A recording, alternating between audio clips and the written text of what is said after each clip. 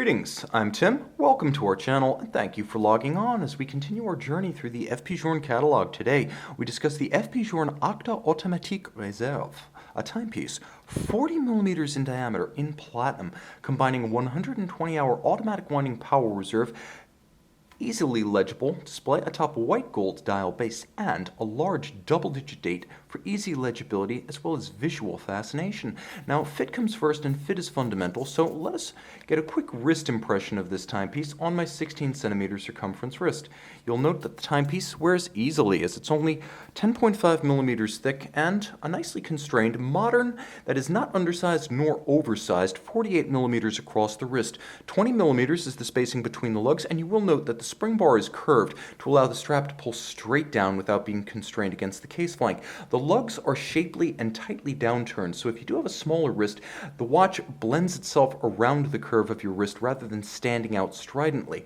The 20 millimeter strap is a plush rectangular scale alligator leather in black, semi-gloss on the top, monotone stitch, folded edge, and on the underside, two surprises. Small circular scale alligator leather, so FP Journe specifying alligator on both sides for the purpose of creating a more durable, longer lasting strap. Alligator a bit more expensive, but far more durable than the calfskin typically used on the underside of straps in the luxury space. Pull tab spring bars for easy removal of the strap should you wish to clean between the lugs or swap the shoes on your timepiece. As ever with FP Journe, a buckle of material to match the case, platinum buckle, platinum case, and the design of the buckle clever, as the bridge is raised above the stanchion so that the strap can sit between the edges of the buckle rather than stacking up higher on the wrist. Attention to detail in the macro and micro facets. That continues in the case band, and we're going to get close and appreciate the drama imparted by the overlap of both bezel and caseback beyond the mid-case. Everything is in high polish, elegant, slim. You will note the complexity and compound curvature of these lugs. Not only do they bend inward and downward, but they also have a little bit of tumble home from the center to the outside. The case, all in high polish with a bezel of a domed shape to fit easily under a dress cuff. You can see that the dial, silvered and executed in white gold, features a number of different textures and a raised hour track featuring characteristic FP Journe Arabic numerals of varying sizes to trace the features of the dial, an inset sweep of 120 hours depicting the power reserve of the watch. It is a 5-day automatic movement, and the characteristic blued biomorphic tapered Journe hands for the power reserve, as well as hours and minutes at center, counterweighted loop-style needle seconds in its own sub-register, sunken with a miniature railroad track. There is a faceted aperture to ease the transition from the solid white gold dial to the double discs of the display, and there is a quick-set function for rapidly cycling the power reserve. Now, the watch, when wound, can operate for 5 days. The secret of the FP Journe Caliber 1300 is it could actually operate in theory for 7, but FP Journe, assuring isochronism and precision as always, rates the watch simply at the 5 days for which it is guaranteed precise, and it does produce chronometer-like timing precision.